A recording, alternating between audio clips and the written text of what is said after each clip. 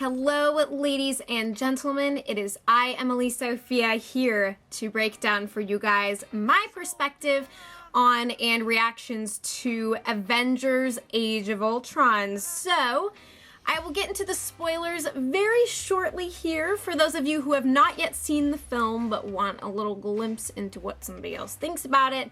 I will go ahead and dabble in that first and then let y'all know as soon as I get into the spoilers, and also be watching my channel if you are interested, because I have both spoiler-free and spoiler-filled reviews of Daredevil coming very soon. But enough of the chatter about channel updates, because we have some serious affairs to discuss, and I just want to let you all know, and perhaps those of you who haven't seen may have heard that a lot of people have different criticisms of the film. Just about any movie is going to come with that, but of course, this is one of the most highly anticipated early summer blockbusters of the year, like of the freaking decade. It is such a monumental affair that any criticisms to this film in and of themselves seem monstrous and seem huge in proportion, and perhaps might deter some from even partaking in what this movie has to offer. But I am going to encourage each and every one of you to experience this movie for yourselves. Keep your mind as open as you possibly can, and also bear in mind the fact that I want to say it's a fact, but I have heard that the original cut of the film was actually 3 to 3.5 hours long, and they have boiled this puppy right down to a 2-hour feature, which is as brisk as all get out. Not a moment will sag in any way, shape, or form. It is emotional, it is personal, it is one of Joss Whedon's most ambitious outputs to date, and bless the man for all that he has done for the Marvel Cinematic Universe. He has made the MCU such a beautiful home for all of us, and while this is going to be his final outing with the Avengers and maybe with Marvel for at least a time, the guy wants to take some time to himself and do his own stuff, and focus on perhaps even just a core character, I would imagine. I am by no means Joss Whedon's representative, but in light of all of these things, I want to take a more positive perspective on the film, and I will tell you that regardless of what works and what doesn't, this is one of the most astronomically entertaining films that you will see this year, that you will see in any foreseeable time in the future. It's kind of a big deal. And it is so effective on so many levels, and I think that what the movie succeeds at the most is getting us to love and care for all of these characters wherever they are at, from Hawkeye to Captain America and Iron Man, Thor, Black Widow, Hulk. I mean, the team is colossal, but we get an opportunity to connect with each and every character, especially due to the introduction of the Maximoff twins, who have been kept by Hydra and experimented on, and once unleashed upon the world, certainly take a lot of interesting twists and turns. Of course, one of the key powers of Scarlet Witch, or Wanda Maximoff, she's never referred to as Scarlet Witch in the movie, but her character has telekinetic and telepathic abilities, and that's sort of what's emphasized and played with in the film. And thus, she gets all of the characters, all of the Avengers, to different places psychologically, and it helps us to understand them better, their relationships to one another. By and large, I'm not sure how I feel about the ending of the film and the sort of lead in to the Civil Wars movie that's to come, but I loved so much. I laughed, I cried, I pretty much ran all freaking over the emotional spectrum, and I anticipate that you will as well, or that you did if you're watching this review. So, if you're looking for a very critical breakdown of the politics and inner workings in the film, you're not so much going to get that here. I'm going to do my best to share my reactions and perspective, but by and large, I'm going to be talking about what this film does right. So I just want you to know, and you can feel free to disagree with me in the comments or elaborate on things that I touched on. But, you know, I was a freaking English major. Sorry for all the frickins. I don't know why I keep throwing that into my language, but Captain America would be so disappointed in me. At any rate, as an English major, I'm so used to taking a piece of media or literature, a book, story, poem, whatever, checking out the mechanics, seeing what, you know, what works for me and what doesn't, and it's hard for me to just say, wow, this was such an epic fail in this way, whatever. Really, I'm just gonna say that it's a busy movie, but it didn't feel too overwhelming for me. I really don't know what to tell you. I mean, I can sympathize with those who did not enjoy certain aspects of the film as much or who would rank other Marvel films higher. Personally, Guardians of the Galaxy and Captain America: The Winter Soldier are my favorite MCU films at this point, but whatever. I'm just gonna take myself a little chill pill and enjoy it, because I came into the movie with so many anxieties, having heard a lot of people say it was good, but ... And I really clung on to those ellipses in what people were telling me before I saw the film. And I don't want to do that for you guys. Like, take everything how you will and explore it and see why it was done, and even realize that beyond the scope of the movie itself, there's a lot of political happenings. There are a lot of there's a lot of scenes that are getting sliced and diced, and ultimately the package that we are delivered is one of the most gloriously ambitious, ginormously entertaining movies of all time. I have no reservations in saying that, and while it's quite a huge statement, whatever. I liked it a lot. I hope you did. And yeah, we can talk more in the comments about anything that I happened to miss or failed to address, or that you really feel was problematic and I skimmed right the crap over. I loved this movie. It was so euphoric on so many levels, and actually, I thought it was going to be even darker than it really was. And there is certainly quite a bit of darkness at work here. I'm not gonna deny that. And the things that we see transpire between characters and the emotional places to which they are transported are intense. I thought that there was going to be, well, actually, you know what? Here come the spoilers. From here on out. Okay. I thought there was going to be a major character death. That there was going to be something just soul-shatteringly crazy of that caliber. And there was plenty of soul-shattering crazy to be found in this movie, but the character to which we bid adieu was not, as many people had anticipated, like Hawkeye or someone like that, but was actually Quicksilver, one of the Maximoff twins, and I was really taken aback by that. I didn't see it coming. It's just like he said in the movie, you know, when he catches the bullet that was almost planted right in Hawkeye, who goes back to save the kid. You know, paternal instincts kicking in. But yeah, I think I really enjoyed the Maximoff twins and the way that they were intertwined into such a hectic and full to bursting film. I still didn't feel like it was too full to keep up with, but I think that maybe the major problem I had is that certain consequences of actions didn't get to be played out quite as much. I mean, I had a lot of issues with what Tony Stark did in this movie and how he and Captain America, things kind of end on pretty amiable terms between the two of them. I was admittedly pretty surprised by that, especially since Civil War is coming and they're going to be on two different sides of the tennis court there.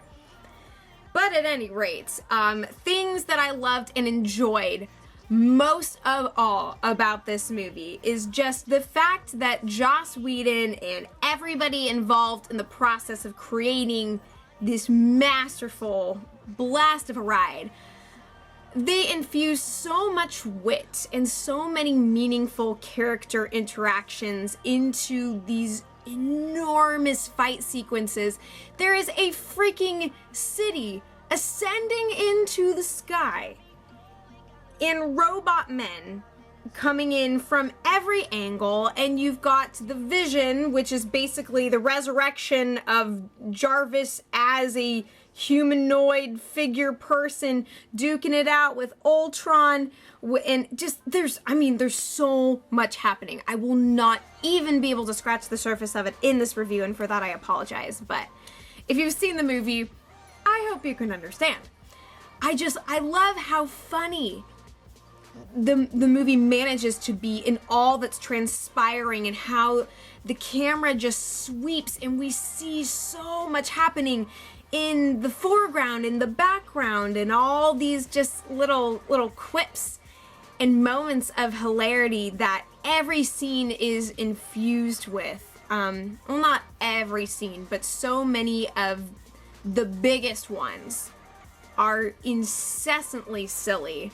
And the movie is so irreverent and playful and ridiculous and over the top and very self-referential in so many ways, which I think was embodied really well in the portrayal of Hawkeye. I mean, he gets a ton of attention and screen time in this movie as compared to his previous outing in Avengers, and that's so good.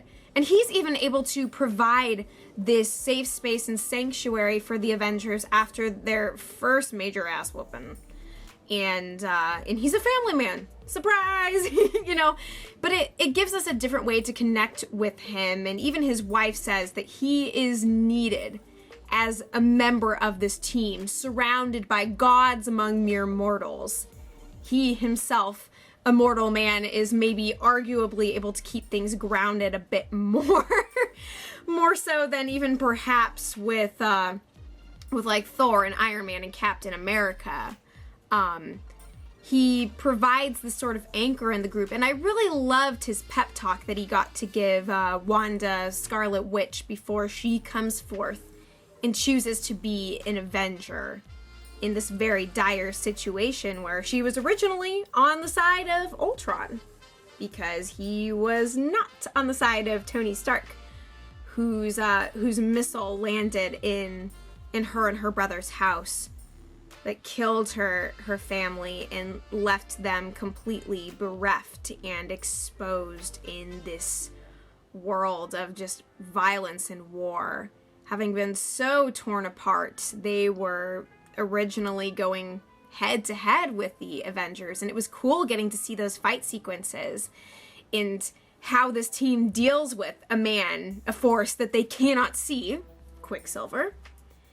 And the same kind of thing with Scarlet Witch, who is psychologically transporting them to other worlds and really to the truth of who they are and where they are at. Getting to see Captain America go back into this post-war era that he never got to experience, which is a little bit crazy, and he is there with Peggy Carter, who tries to tell him that the war is over, and he knows that isn't true. He knows it's all an illusion, a nirvana that he can never attain, and that just breaks him so much more inside. We can imagine seeing Thor transported to Asgard, where so much is falling apart and just makes no sense. Just I loved the way that we were able to get to know the characters so much better than we ever could have before. That was really beautiful and powerful and meaningful. So we as the audience get to kind of forge our own relationships and understandings of these characters, and then the way that they all interact with each other and are being pulled in so many different emotional directions, still trying to come together against this threat to humanity, which for Tony Stark, you know, his little brain baby, he thought was going to be the arms around the world, protecting it from forces beyond, from the things that would break and destroy his team, as we saw in that vision earlier on that he was given by Scarlet Witch. I mean, it's just all so crazy to see how all of it unfolds, and I just want to pick apart each and every interaction in detail, and I can't. But I still was made to feel so much from it, and I count that a huge success on the part of this film. And it is the reason why I am going to say at the end of the day that I loved it, and I'm happy in a lot of ways. But again, getting back to that humorous side, the balance of the humor in the darkness, we get to see stuff like what was going on with the Hulk was pretty crazy. We get to see Black Widow as the Hulk Whisperer, whereas Iron Man later on gets to be the Hulk Buster. And the way we were made to see that scene, which was portrayed in several of the trailers beforehand, we're thinking, oh my gosh, like, it's the pre-Civil War.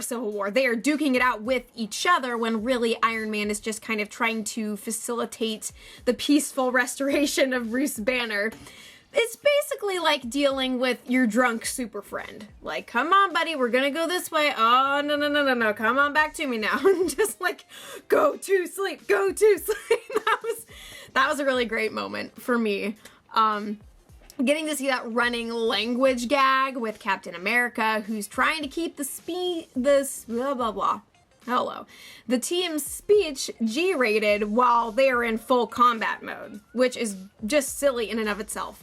And ultimately, he says at the end of the film, "You son of a bitch," and then Nick Fury gets to come in and say, "Hey, you kiss your mother with that mouth?" It was good.